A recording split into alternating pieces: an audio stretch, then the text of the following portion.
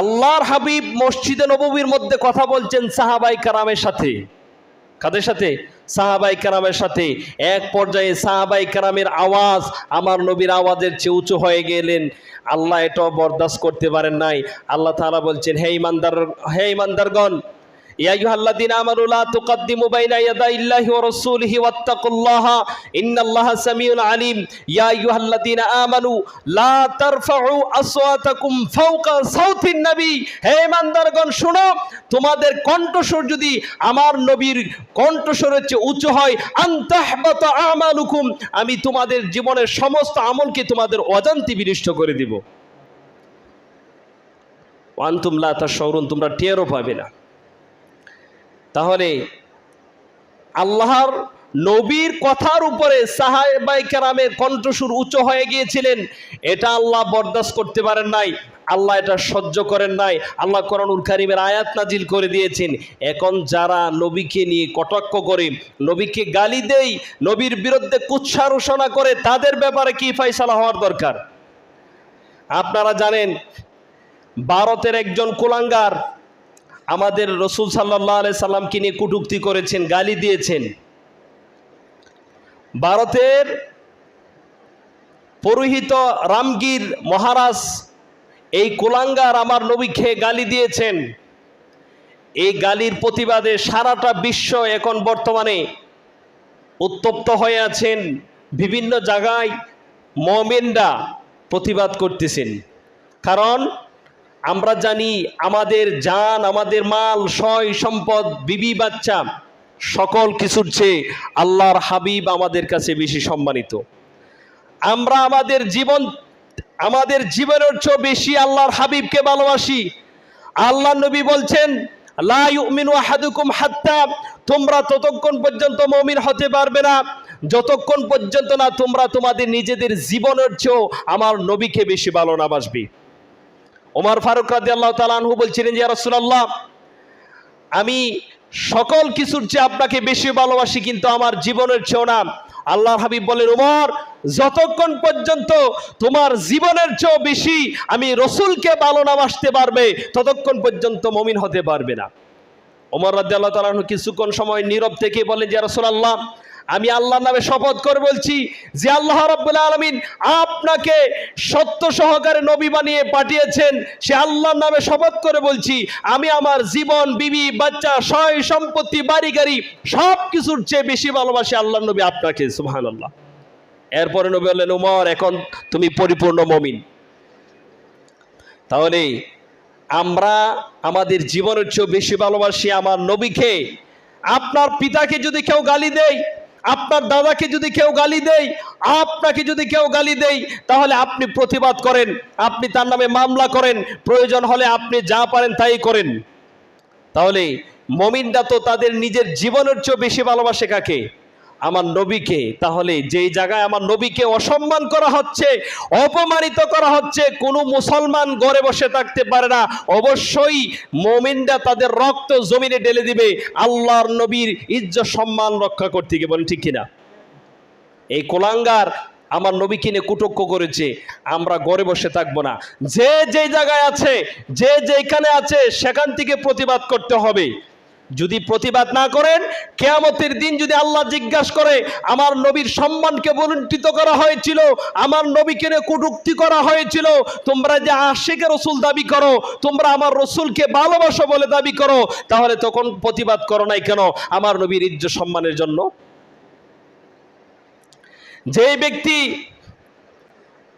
যে ব্যক্তি শুনলো, জানলো যে আমার নবীকে কটূক্তি করেছেন, আমার নবীর ইজ্জত সম্মানের উপর আঘাত করেছেন, ওই ব্যক্তি যদি নিজের সম্মান নষ্ট হওয়ার ভয়ে, আমার নবীর ইজ্জত সম্মান বলুণ্ঠিত হতে দেখেও যে প্রতিবাদ করবে না, নিজের ইজ্জত সম্মান নষ্ট হয়ে যাওয়ার ভয়ে আল্লাহ রাব্বুল আলামিন অবশ্যই তাকে সমপরিমাণ বেইজ্জতি করবে, তার সমপরিমাণ ইজ্জত সম্মান আল্লাহ নষ্ট করে দিবে। পৃথিবীর সমস্ত মানুষের কলিজা যদি আমার নবীর কদম মুবারকে রাখা হয়, তারপরও আমার নবীর একদিনের ঋণ পরিশোধ হবে না। পৃথিবীর সমস্ত মানুষের ভালোবাসা যদি আমার নবীর জন্য উৎসর্গ করা হয়, তারপর আমার নবীজির একদিনের ঋণ পরিশোধ হবে না। তায়েফের ময়দানে যে আমার নবী ইসলামের জন্য কত কষ্ট করেছে, রক্ত জড়িয়েছে, দান দান মোবারক শহীদ হয়েছে, আর এই নবীকে নিয়ে আজকে এই কুলাঙ্গারেরা বিভিন্ন জায়গায় কটূক্তি করে, আর মুসলমানরা ঘরে বসে থাকতে পারে না। এই পৃথিবীতে যারা আমার নবীর ইজ্জত সম্মান রক্ষা করতে গিয়ে জীবন দিয়েছে, আল্লাহ রাব্বুল আলামিন দুনিয়া আখিরাতে তাদের সম্মান ইজ্জত মর্যাদা বাড়িয়ে দিয়েছেন। কোন দুর্বলহীন ব্যক্তি যদি আমার নবীর ইজ্জত সম্মানের জন্য কথা বলে, প্রতিবাদ করে, ওই লোকটার দুর্বল থাকবে না, হীন থাকবে না। আল্লাহ রাব্বুল আলামিন দুনিয়া আখিরাতে আমার নবীর সম্মানের খাতিরে তার সম্মান ইজ্জত মর্যাদা বাড়িয়ে দিবেন। কোন মজলুম যদি আমার নবীর পক্ষে দাঁড়িয়ে কথা বলে, তখন আর মজলুম থাকবে না, আল্লাহ মজলুমদেরকে বিজয় দান করে দিবেন। সুবহানাল্লাহ, আমার নবীর ইজ্জত সম্মানের খাতিরে। এজন্যে আজকে তারা আমাদেরকে মায়া কান্না দেখায়, তারা সম্প্রীতি ভালোবাসা এই মুখোশ পরে মুসলমানদেরকে ধোঁকা দিচ্ছে, আর মুসলমানদের ধন সম্পদ তাদের রশির মধ্যে বেঁধে রেখেছেন। আজকে মুসলমানদের মধ্যে সম্প্রীতির কথা বলে তারা মুসলমানদের মধ্যে বিভেদ সৃষ্টি করতেছে, আর বাক স্বাধীনতার নাম করে তারা আল্লাহ, তার রসুল এবং ইসলামের বিরুদ্ধে তারা ষড়যন্ত্র করতেছে। বলে ঠিক কিনা? এই জন্য আমি আপনাদেরকে বলি, কবি নজরুল বলেছেন, বিশ্ব নবীর অপমানে যদি কাঁদে না তোমার মন, মুসলিম নও মুনাফিক তুমি নবীর দুশমন। যার অন্তরে আমার নবীর ব্যাপারে কান্না না আসবে, আমার নবীর অপমানে যার কলিজা আঘাত না লাগবে, ওটা মুসলমান, এটা মুনাফিক। কোনো মুসলমান ঘরে বসে থাকতে পারে না। আজকে বিভিন্ন জায়গার মধ্যে মিছিল মিটিং হবে, যে যে জায়গায় আছে সেই জায়গায় থেকে প্রতিবাদ করবে। এখন শুনেন, যারা আল্লাহর নবীকে নিয়ে কটূক্তি করেছে, যুগে যুগে তাদেরকে হত্যা করা হয়েছে। মক্কা বিজয়ের দিন আল্লাহর হাবিব সাল্লাল্লাহু আলাইহি সাল্লাম সকলকে সাধারণ ক্ষমা ঘোষণা করেছিলেন, কিন্তু 4 জন পুরুষ 2 জন নারীকে আল্লাহ রাসূল ক্ষমা করে নাই। যারা আল্লাহ রসুলকে হত্যা করার জন্য ঘরের চতুর্দিক দিয়ে ঘেরাও করেছিলেন, যারা আল্লাহ নবীকে দেশ থেকে তাড়িয়েছিলেন, যারা বেলালকে নির্মমভাবে কষ্ট দিয়েছে, যারা সুমাইয়া রাদিয়াল্লাহু তাআলা আনহাকে নির্মমভাবে শহীদ করেছে, যারা কাব্বাব রাদিয়াল্লাহু তাআলা আনহুকে শহীদ করেছেন, আল্লাহ নবী কারো কাছ থেকে কোনো প্রতিশোধ নেন নাই। কিন্তু যারা আমার নবীকে গালি দিয়েছে, আমার নবীর নামে ব্যঙ্গচিত্র করেছে, কবিতা রেখেছে, কটূক্তি করেছে, আল্লাহর হাবিব সাল্লাল্লাহু আলাইহি সাল্লাম মক্কা বিজয়ের পরও তাদেরকে ক্ষমা করেন নাই। সকলকে সাধারণ ক্ষমা ঘোষণা করার পরেও আল্লাহ নবী বলছেন, ফাকতুলুহু, তাদেরকে যেখানে পাও সেখানে হত্যা করো, কারণ তারা আমার নবীর নামে কুৎসা রচনা করেছে। এর মধ্যে একজন আছে কাব ইবনে আশরাফ, ও একজন কবি ছিল। সে আল্লাহ নবী সাল্লাল্লাহু আলাইহি সাল্লামকে নিয়ে ব্যঙ্গচিত্র করত, আল্লাহ নবীর বিরুদ্ধে কুৎসা রচনা করত, কবিতা লিখত, এই কবিতাগুলি আবৃত্তি করত। এরপর একদিন আল্লাহর হাবিব সাল্লাল্লাহু আলাইহি সাল্লাম সাহাবায়ে কেরামকে ডাক দিয়ে বলেন, ও আমার সাহাবীরা, তোমরা শোনো, কাব বিন আশরাফ সে আল্লাহ তার রসুলকে কষ্ট দিচ্ছে। তোমাদের মধ্যে এমন কোনো ব্যক্তি আছে যে কাব বিন আশরাফকে একটু শায়েস্তা করবে? এই কথা বলার সঙ্গে সঙ্গেই এই মুহাম্মদ ইবনে মাসলামা রাদিয়াল্লাহু তাআলা আনহু দাঁড়িয়ে বললেন, ইয়া রাসূলুল্লাহ, আপনি আমাদেরকে অনুমতি দেন, আমরা কাব বিন আশরাফকে শায়েস্তা করব। হাদিসে বলেছেন, মান লি কাবিন আশরাফি ফাইন্নাহু কাদ আযানাল্লাহু ওয়া রাসূলুহু। আল্লাহ নবী বললেন, তোমাদের মধ্যে এমন কেউ কি আছে যে কাব বিন আশরাফ আল্লাহ নবীকে কষ্ট দিচ্ছেন, আল্লাহ তার রসুলকে, এই ব্যাপারে প্রতিশোধ গ্রহণ করার জন্য? তখন মাসলামা রাদিয়াল্লাহু তাআলা আনহু দাঁড়িয়ে বললেন, ইয়া রাসূলুল্লাহ, আপনি আমাদেরকে অনুমতি দেন, আমরা কাব বিন আশরাফকে শায়েস্তা করব। তখন কয়েকজন সাহাবী, সংক্ষিপ্তভাবে ঘটনা বলছি, কয়েকজন সাহাবী কাব বিন আশরাফের বাড়িতে চলে গেলেন, গিয়ে কাব বিন আশরাফকে ডাক দিলেন, ঘর থেকে বের হয়ে আসলেন। একবারে সংক্ষিপ্তভাবে ঘটনা বলছি। যেদিন কাব বিন আশরাফকে হত্যা করা হয়, সেদিন সে নতুন বিবাহ করেছিল, সে খুবই দামি খুশবু ব্যবহার করত। মাসলামা রাদিয়াল্লাহু তাআলা আনহু এবং আরো কয়েকজন কাব বিন আশরাফকে হত্যা করার জন্য তার বাড়িতে গেলেন। আর কাব বিন আশরাফের খালাতো ভাই ছিল আবু নাইলা রাদিয়াল্লাহু তাআলা আনহু। তিনি কাবকে ডাক দিলেন, কাব ঘরে আছো? বলেন যে হ্যাঁ ঘরে আছি। কে? বললেন আমি তোমার মামাতো ভাই অমুক। বললেন যে ঠিক আছে আমি আসতেছি। তখন তার নতুন বিবি ডাক দিয়ে বলেন, কাব তুমি কোথায় যাচ্ছ? আমি তো সেখান থেকে রক্তের গন্ধ পাচ্ছি, তুমি বের হয়ে যাবে না। কাব বিন আশরাফ বললেন যে না আমি সেখানে যাব, কারণ আমার মামাতো ভাই ডাকতেছে, সে আমার কোনো ক্ষতি করবে না। কাব বিন আশরাফ যখন বের হয়ে আসলেন তখন আবু নাইলা রাদিয়াল্লাহু তাআলা আনহু কাব বিন আশরাফের গলায় জড়িয়ে ধরে বললেন যে ভাই তুমি তো খুব দামি খুশবু ব্যবহার করেছো, আমি কি তোমার মাথা থেকে একটু ঘ্রাণ নিতে পারি? যখন ঘ্রাণ নেওয়ার জন্য মাথা বাড়িয়ে দিলেন, তিনি ঘ্রাণ নিয়ে বললেন যে ভাই তোমার মাথা খুবই সুঘ্রাণ। এভাবে দুইবার তিনবারের পর তৃতীয়বার বললেন যে ভাই আবার একটু দাও তোমার মাথাটা বাড়িয়ে আমি একটু ঘ্রাণ নেই। এমনি আবু নাইলা রাদিয়াল্লাহু তাআলা আনহু কাব বিন আশরাফের মাথায় ধরে বললেন, আল্লাহ তার রসুলের দুশমনকে আমি ধরে ফিরেছি, তোমরা সকলেই আল্লাহ তার রসুলের দুশমনের উপরে তোমরা আঘাত করো। সাথে সাথে মুহাম্মদ ইবনে মাসলামা রাদিয়াল্লাহু তাআলা উন্মুক্ত তরবারি দিয়ে কাব বিন আশরাফের উপরে ঝাঁপিয়ে পড়ে কাব বিন আশরাফকে হত্যা করেন। নবী সাল্লাল্লাহু আলাইহি সাল্লামের কাছে চলে গেলেন, গিয়া বললেন যে ইয়া রাসূলুল্লাহ, আল্লাহ তার রসুলের দুশমন কাব বিন আশরাফকে হত্যা করা হয়েছে। আল্লাহ নবী আল্লাহর শুকরিয়া আদায় করলেন।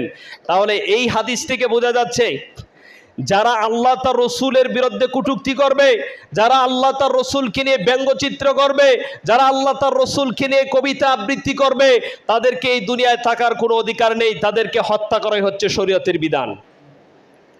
হানাফি মাযহাবের সবচেয়ে বড় ফতোয়ার কিতাব রদ্দুল মুহতারের মধ্যে বলা হয়েছে যে ব্যক্তি আল্লাহ তার রসুলকে নিয়ে কটূক্তি করবে তাকে হত্যা করতে হবে জনসম্মুখে এনে, যদিও সে তাওবা করে তার তাওবা গ্রহণযোগ্য না।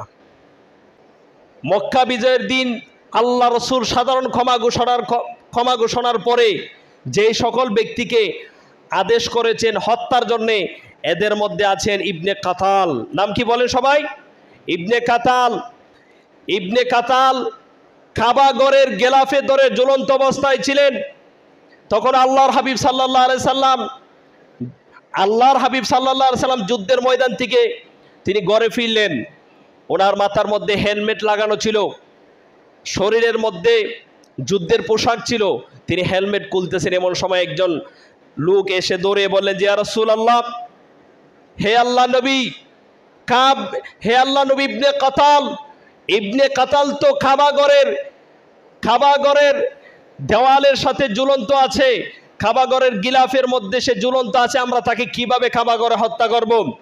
আল্লাহ নবী হাদিসে এসেছেন রাজুলুন ফাকালা ইন্না ইবনে কাতাল, একজন লোক এসে বললেন যে ইয়া রাসূলুল্লাহ, ইবনে কাতাল কাবার গিলাফ ধরে আছেন, মুতাআল্লিকুম বিইস্তারিকিল কাবা, কাবার গিলাফ ধরে আছেন। এরপরে রাসূলুল্লাহ বলেন ফাকালা উকতুলুহু, তোমরা তাকে কাবার গিলাফ ধরা অবস্থায় হত্যা করে ফেলো। এই ইবনে কাতাল তার দুইটা দাসী ছিল, এই দুইটা দাসী দিয়ে সে আল্লাহ নবীর নামে ব্যঙ্গচিত্র করাতো, আল্লাহ নবীকে নিয়ে গান গাওয়াতো, এই দুইটা বাদী দিয়ে। এরপরে আল্লাহ নবী বললেন ইবনে কাতালের দুইটা বাদীকে যেখানেই পাও সেখানে হত্যা করো, কারণ আল্লাহর নবীকে নিয়ে যারা ব্যঙ্গচিত্র করবে তাদের এই দুনিয়াতে থাকার কোনো অধিকার নাই। বলেন ঠিক কিনা? কারণ আমরা আমাদের জীবনের চেয়েও বেশি ভালোবাসি আমাদের নবীকে। আপনি আপনার বাপকে ভালোবাসেন, আপনার মাকে ভালোবাসেন, আপনার গোষ্ঠীকে ভালোবাসেন। কোনো ব্যক্তি যদি আপনার পিতাকে নিয়ে গালি দেয়, আপনার গোষ্ঠীকে নিয়ে গালি দেয়, আপনার মাকে নিয়ে গালি দেয়, সেটা যেরকম ভাবে আপনি সহ্য করতে পারেন না, একজন মুমিন তার জীবনের চেয়ে বেশি আল্লাহ নবীকে ভালোবাসে, সেও কোনোদিন আল্লাহ নবীকে ব্যঙ্গচিত্র করলে গালি দিয়ে বরদাস্ত করতে পারে না। ইবনে কাতালকে হত্যা করা হলো। এদের মধ্যে আরেকজন ছিল ইবনে কাতালের দাসী, তাকে হত্যা করা হলো।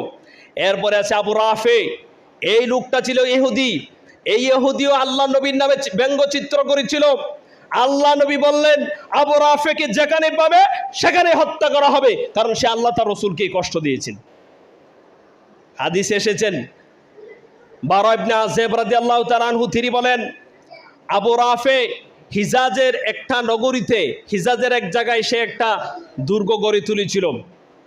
এরপরে আল্লাহ নবী বলেন ক্বালা বাআসা রাসূলুল্লাহ সাল্লাল্লাহু আলাইহি সাল্লাম, আল্লাহর হাবিব সাহাবীদেরকে ডাক দিয়ে বললেন তোমরা আমার দিকে আসো। সাহাবায়ে কেরাম গেলেন, তিনি ছোট্ট একটা দল গঠন করলেন কয়েকজন সাহাবীকে নিয়ে। বাআসা রাসূলুল্লাহ সাল্লাল্লাহু আলাইহি সাল্লাম, আল্লাহ নবী বললেন তোমরা চলে যাও রাহাবাতান ইলা আবি রাফি, আবি রাফিকে গিয়ে একটু শায়েস্তা করে আসবে। ফাদাখালা আলাইহি আব্দুল্লাহ ইবনে আতিক, আব্দুল্লাহ ইবনে আতিক রাদিয়াল্লাহু তাআলা আনহুকে এই দলের প্রধান বানিয়ে দিলেন। আবু রাফি প্রতিদিনের মতন সে তার এই যে দুর্গের মধ্যে জোয়ার আড্ডা, মদের আড্ডা নিয়ে বসলো। সেখানে দারোয়ান ছিল। আব্দুল্লাহ ইবনে আতিক রাদিয়াল্লাহু তাআলা আনহু প্রবেশ করতে পারতেছেন না দারোয়ানের কারণে। কথা বুঝতে পেরেছেন? তিনি একটু কৌশল করলেন। সংক্ষিপ্ত ঘটনা বলছি, যেহেতু সময় নাই। আব্দুল্লাহ ইবনে আতিক রাদিয়াল্লাহু তাআলা আনহু তিনি হাজতের বেশ ধরে বসে গেলেন। তো দারোয়ান ভাবছে যে মনে কোনো ব্যক্তি এখানে হাজত পূরণ করতেছে, মানে প্রস্রাব করতেছে। তো বললেন যে ভাই আপনি চলে আসেন, আমি গেট লাগিয়ে ফেলবো। কারণ ওই দারোয়ান তো আব্দুল্লাহ ইবনে আতিককে চিনে না। আর বাকি যে সঙ্গীগুলি ছিল, আব্দুল্লাহ ইবনে আতিক বললেন তোমরা দূরে অবস্থান করো, যদি প্রয়োজন পড়ে তাহলে আমি তোমাদেরকে ডাক দিব, তোমরা সকলে যাবে। আর যদি প্রয়োজন না পড়ে আমি একাই সব কাজ সমাধান করে চলে আসব। এরপরে আব্দুল্লাহ ইবনে আতিক রাদিয়াল্লাহু তাআলা আনহু তিনি কুস্তে কুস্তে চলে গেলেন দুর্গার দ্বিতীয় তলায়। সেখানে সে সারা রাত্র আমোদ ফুর্তি করে শুয়ে আছেন তার বিবি বাচ্চাকে নিয়ে। তিনি আস্তে করে চাবিটা নিয়ে দ্বিতীয় তলায় গিয়ে দরজা খুলে ভিতরে প্রবেশ করলেন। এখন তলোয়ার কিভাবে চালাবে? একদিকে তার স্ত্রী, আরেকদিকে সন্তান, আর মধ্যে সে শুয়ে আছে। এখন কিভাবে আন্ধার ঘরের মধ্যে, অন্ধকারের মধ্যে তো তলোয়ার চালানো যায় না। তখন সে ডাক দিয়ে বললেন আবু রাফি। আবু রাফি জবাব দিল কে আমাকে ডাকছো? বললেন এমনিই। যখন আবু রাফি বললেন যে কে আমাকে ডাকছো, এমনি আব্দুল্লাহ ইবনে আতিক রাদিয়াল্লাহু তাআলা আনহু তার তলোয়ার দিয়ে আবু রাফির উপরে ঝাঁপিয়ে পড়লেন। কিন্তু দুর্ভাগ্যবশত আবু রাফি নিহত হয় নাই, সে বেঁচে যায়। সে এত জোরে চিৎকার শুরু করেছে, মানে চতুর্দিকের মানুষ জাগ্রত হয়ে যায়। আব্দুল্লাহ ইবনে আতিক রাদিয়াল্লাহু তাআলা আনহু তিনি দৌড়ে বাহিরে চলে গেলেন, গিয়ে আবার অপেক্ষা করতে লাগলেন পরিবেশটা আরেকটু শান্ত হোক। যখন সকলেই চলে গেল, আবার ঘরে গেলেন। গিয়ে তিনি তার কণ্ঠস্বর পাল্টিয়ে আপনজনের কণ্ঠস্বরে বললেন আবু রাফি ঘরে আছেন? বলে হ্যাঁ। কে? এত রাত্রে কে এসেছো? তুমি ধ্বংস হও। কিছুক্ষণ পূর্বেও এক ব্যক্তি আমার উপরে তলোয়ার দিয়ে আক্রমণ করেছিল আমাকে হত্যা করার জন্য, এখন আবার তুমি কে আসছো? আব্দুল্লাহ ইবনে আতিক রাদিয়াল্লাহু তাআলা বললেন আমি তোমার আত্মীয়। যখন সে কণ্ঠস্বর দিল, আবু রাফি যখন বলল যে আমি এখানে, এমনিই তিনি গিয়ে ঝাঁপিয়ে বললেন আবু রাফির উপরে। তখনও হত্যা করতে পারে নাই, আবু রাফি বেঁচে যায়। এরপরে তিনি চিন্তা করলেন যে আল্লাহর দুশমনকে জীবন্ত অবস্থায় রেখে যাওয়া যাবে না, কারণ আমরা আল্লাহ নবীকে কথা দিয়ে এসেছি আবু রাফিকে হত্যা না করে আমরা বাড়িতে ফিরবো না। বলেন ঠিক কিনা? যারা আল্লাহ রসুল কিনে কটূক্তি করেছে যুগে যুগে, কাউকেই দুনিয়াতে থাকার অধিকার দেওয়া হয়নি। এরপরে আব্দুল্লাহ ইবনে আতিক আবার তলোয়ারটা বের করে আল্লাহু আকবার বলে আবু রাফির পেট দিয়ে ঢুকিয়ে দিয়ে একবারে বুক পর্যন্ত ছিঁড়ে ফেলেছেন। এরপরে তিনি নিশ্চিত হলেন যে আল্লাহর দুশমন নিহত হয়েছে। আব্দুল্লাহ ইবনে আতিক রাদিয়াল্লাহু তাআলা আনহু দ্বিতীয় তলা থেকে নেমে গেটের সামনে গিয়ে বসে আছেন। হয় আমি এখানে মরব, যতক্ষণ পর্যন্ত না আমি আল্লাহর দুশমন নিহত হওয়ার খবর না পেয়েছি ততক্ষণ পর্যন্ত আমি এই দুর্গা ছেড়ে যাব না, প্রয়োজন হলে এখানেই শহীদ হয়ে যাব। এরপরে যখন ফজরের সময় হলো, এলান করে দেওয়া হলো এই শোনো তোমাদের সবচেয়ে বিশিষ্ট ব্যবসায়ী আবু রাফি নিহত হয়েছে। এমনি তিনি সেজদায় পড়ে বলেন আলহামদুলিল্লাহ, আল্লাহর দুশমনকে আমি হত্যা করতে পেরেছি, দুনিয়ার থেকে বিদায় করতে পেরেছি, এটাই হচ্ছে আমার সৌভাগ্যের বিষয়। এরপর হাদিসে এসেছেন আব্দুল্লাহ ইবনে আতিক বাইতাহু লাইলান ওয়া হুয়া কাতালাহু, এরপরে রাত্রিতে আবু রাফিকে হত্যা করেন, আল্লাহর রসুলের কাছে চলে গিয়েছেন। এই হাদিসটা বর্ণিত সহিহুল বুখারী 4038 নম্বর হাদিস, সহিহুল মুসলিমের 3374 নম্বর হাদিস, এরপরে সুনানে তিরমিজির 1693 নম্বর হাদিস, সুনানে আবু দাউদের 2687 নম্বর হাদিস। আমি এটা থেকে প্রমাণ করতে যাচ্ছি যারা আল্লাহ রসুল কিনে কটূক্তি করেছে, কবিতা লিখেছে, ব্যঙ্গচিত্র করেছেন, আল্লাহ রসুল বিদায় হজের পর, আল্লাহ রসুল মক্কা বিজয়ের পরও তাদেরকে ক্ষমা করে নাই। এরপরে এদের মধ্যে একজন অন্ধ সাহাবী ছিল, তার একটা সুন্দরী দাসী ছিল। ওই দাসীটাও আল্লাহ নবীকে নিয়ে ব্যঙ্গচিত্র করতেন, আল্লাহ নবীকে নিয়ে কটূক্তি করতেন, গালিগালাজ করতেন। একদিন, 2 দিন, 3 দিন এভাবে বোঝানোর পরে প্রতিদিন সেই নবীকে না গালিগালাজ করলে তার ভালো লাগতো না। এক রাতে ওই দাসী আল্লাহ নবীকে নিয়ে কটূক্তি করছিলেন, ব্যঙ্গচিত্র করছিলেন, কবিতা আবৃত্তি করছিলেন। ওই সাহাবী, অন্ধ সাহাবী, ওই তার দাসীটাই ছিল তার একমাত্র ভরসা। এই দাসীর মাধ্যমে সে চলাফেরা করে, এই দাসীর দ্বারাই তার সব কিছু চলে। তার 2টা একবারে হীরামণি মুক্তার মতন 2টা পুত্র সন্তান ছিল ওই দাসীর ঘরে। 2টি পুত্র সন্তান হয়েছিল। অন্ধ সাহাবী তিনি দেখলেন যে না, তার বিবি তো তার কথা মানতেছে না, আল্লাহ রসুলকে বারবার কটূক্তি করতেছে। এরপরে তিনি একটা কুঠার নিলেন,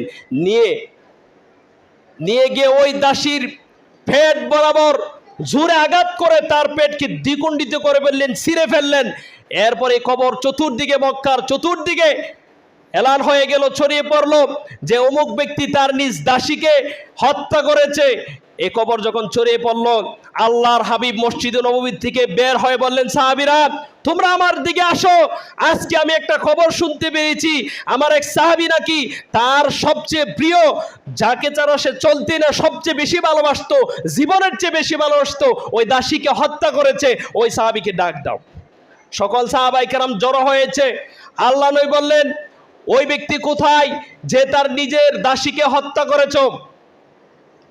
সাহাবী বয়ে বয়ে দাঁড়িয়ে বললেন, ইয়া রাসূলুল্লাহ আমি হত্যা করেছি, আমার দাসীকে আমি হত্যা করেছি ইয়া রাসূলুল্লাহ, আমার 2টা সন্তানও বর্তমানে জীবিত আছে, আমি ওই দাসীকে আমার জীবনের চেয়েও বেশি ভালোবাসতাম। এরপরে ওই সাহাবী মনে মনে চিন্তা করছেন, আজ মনে হয় আল্লাহ রসুল আমার বিরুদ্ধে রায় দিবে, মনে হয় আমার শেষ, আমার ফাঁসি হয়ে যাবে। আল্লাহর রসুল দাঁড়িয়ে বললেন, সাহাবায়ে কেরাম শোনো, যে ব্যক্তি আল্লাহ তার রসুলকে কটূক্তি করবে, যে ব্যক্তি আমার রসুলকে কষ্ট দিবে, তার রক্ত, সম্পদ সবকিছু মূল্যহীন হয়ে যায়। এরপরে আল্লাহ নবী বললেন, যেই দাসী আমাকে নিয়ে ব্যঙ্গচিত্র করেছে, কটূক্তি করেছে, তার রক্ত মূল্যহীন হয়ে গেছে, তার রক্তের কোনো প্রতিশোধ হবে না। ওই সাহাবীকে মাফ করে দেওয়া হলো। সাহাবী বললেন, ইয়া রাসূলুল্লাহ ওই তো দাসী, তাকে আমি আমার জীবনের চেয়ে ভালোবাসতাম, কিন্তু সে জানে না আমি আপনাকে কতটুকু ভালোবাসতাম। আমি আল্লাহ তার রসুলকে সবচেয়ে বেশি ভালোবাসি। ওই দাসীকেও গোটা দুনিয়াকে আমি ছেড়ে দিতে পারি, কিন্তু আল্লাহ রসুলকে ছাড়তে পারি না। প্রিয় ভাইয়ের আমার, আপনারা জানেন এই ভারতবর্ষে একজন কুলাঙ্গার এই আল্লাহ নবীকে নিয়ে কটূক্তি করেছে, আমরা তার ফাঁসি চাই, জনসম্মুখে ফাঁসি দিবে। যদি ভারত তার ফাঁসি না দেয়, তাহলে আমরা ভারতের বিরুদ্ধে আন্দোলন গড়ে তুলব। প্রয়োজন হলে আমরা সকলেই আল্লাহ রসুলের ইজ্জত সম্মান রক্ষা করতে গিয়ে আমাদের রক্ত আল্লাহর জমিনে ঢেলে দিব, ঠিক কিনা? আমি বলেছিলাম শুরু থেকে, এই ব্যক্তি আল্লাহ রসুলের ইজ্জত সম্মান বুলুণ্ঠিত হয়ে যাচ্ছে দেখেও যে ব্যক্তি নিজের সম্মান নষ্ট হয়ে যাওয়ার ভয়ে আল্লাহ রসুলের পক্ষে বিরোধীদের প্রতিবাদ না করবে, মিছিল না করবে, মিটিং না করবে, যেই পরিমাণ আমার নবীর ইজ্জত সম্মান নষ্ট হবে, আল্লাহ তার ইজ্জত সম্মান সেই পরিমাণ নষ্ট করে দিবে। আমি বলেছি, হীন থেকে হীন ব্যক্তিও যদি আমার রসুলের পক্ষে দাঁড়িয়ে কথা বলে, আমার রসুলকে যারা নিয়ে কটূক্তি করে তাদের বিরুদ্ধে কথা বলে, আল্লাহ হীন ব্যক্তিকেও সবচেয়ে মর্যাদাবান বানিয়ে দেয়, মুসলিমকে আল্লাহ বিজয় দান করে দেয়, দুর্বল ব্যক্তিকে আল্লাহ শক্তিশালী বানিয়ে দেয়। প্রিয় ভাইয়ের আমার, আমরা শুধু তার ফাঁসি না, জনসম্মুখে এনে তাকে ফাঁসি দিতে হবে। যদি ফাঁসি না দেয়, আমরা দুর্বার আন্দোলন গড়ে তুলব। আর হচ্ছে এই ভারত ভেঙে টুকরো টুকরো হয়ে যাবে, খুব শীঘ্রই আসছে, এই ভারত ভেঙে টুকরো টুকরো হয়ে যাবে। এই দিনটা আর বেশি দিন না। আজকে ভারত স্বাধীনতার নাম করে আমার রসুলকে নিয়ে ব্যঙ্গচিত্র করছে, আমার রসুলের বিরুদ্ধে কটূক্তি করছে, তাকে জনসম্মুখে এনে ফাঁসি দিতে হবে। হাজার হাজার আশিকে রসুলের কলিজায় রক্তকরণ হচ্ছে, এরকম একটা ব্যক্তিকে আমরা দুনিয়াতে থাকতে আমরা চাই না। তাকে হত্যা করা হবে জনসম্মুখে এনে। এরপরে বাংলাদেশের একটা নাস্তিক আছে আসাদ নূর, তাকেও হত্যা করতে হবে। তাকে যেখানে পাবেন সেখানে জুতা পেটা করবেন, কারণ চাইরো মাযহাবে একমত, যে ব্যক্তি আল্লাহ নবীকে নিয়ে কটূক্তি করবে তাকে হত্যা করা হবে, যদিও সে তাওবা করে মুসলমান হয়। হিন্দু হোক, মুসলমান হোক, খ্রিস্টান হোক, বুদ্ধ হোক, নামাজি হোক, যেই ব্যক্তি আল্লাহ নবীকে নিয়ে কটূক্তি করবে তাকে হত্যা করতে হবে। আসাদুরকে যেখানে পাওয়া যাবে সেখানে জুতা পেটা করতে হবে। আল্লাহর এই বাংলাদেশের এই জমিনে নাস্তিকদের, নবী বিদ্বেষীদের কোনো স্থান নেই। তসলিমা নাসরিনকে যেরকম ভাবে দেশ থেকে বিতাড়িত করা হয়েছে, আরও যারা ভবিষ্যতে আল্লাহ নবীকে নিয়ে কটূক্তি করবে তাদেরকে ঠিক এইরকম ভাবে এই দেশ থেকে বিতাড়িত করা হবে। সম্মানিত ভাইয়েরা আমার, আমি এর উপরে যথেষ্ট আলোচনা করেছি। এরপরে আল্লাহ রাব্বুল আলামিন কোরআনুল কারীমের দুইটা দলিল দেয়। আল্লাহ তাআলা কোরআনুল কারীমে বলছেন, ইন্নাল্লাযীনা ইউযানুল্লাহ ওয়া রাসূলাহু লাআনাহুমুল্লাহু ফিদ দুনিয়া ওয়াল আখিরাহ। জেনে রাখো, নিশ্চয় যারা আল্লাহ তার রাসূলকে কষ্ট দিবে আল্লাহ তাদের উপর লানত করেন, তাদের জন্য দুনিয়া এবং আখিরাতে কঠিন শাস্তি রয়েছেন। এরপরে ওয়া'আদ্দা লাহুম আযাবাম মুহিনা, আল্লাহ রাব্বুল আলামিন তাদের জন্য কঠিন থেকে কঠিন শাস্তির ব্যবস্থা করে রেখেছেন। আপনারা জানেন আজকে বিভিন্ন জায়গায় মিছিল মিটিং হচ্ছে। আমাদের সরাসর কেন্দ্রীয় মসজিদের সামনেও আজকে মিছিল মিটিং হবে। আপনারা যদি চান আমরা এখান থেকে একটা মিছিল নিয়ে যেতে পারি। সবাই রাজি আছেন? যারা যারা যাবেন হাত তুলেন ইনশাআল্লাহ। আমরা নামাজের পরেই এখান থেকে আমরা মিছিল শুরু করব, বাজারে গিয়ে তাদের সাথে একত্রিত হয়ে যাব। আমি একটা ছোট্ট কথা বলে শেষ করে দেই। প্রিয় ভাইরা আমার, আপনি মনে করতে পারেন যে হুজুর আমি না গেলে কি হবে, আমি প্রতিবাদ না করলে কি হবে। দেখেন ভাই, আমাদের প্রতিবাদ দিল্লি যদি নাও গিয়ে পৌঁছে, আমাদের প্রতিবাদ যদি বাংলার আনাচে কানাচে নাও যায়, এটা মনে রাখবেন আমার আল্লাহ দেখতেছেন। আপনার অন্তরের জামিনদার হচ্ছেন আমার আল্লাহ। আমার আল্লাহ দেখতেছেন আমার নবীর ইজ্জত সম্মানের জন্য আপনি কতটুকু দরদি আছেন।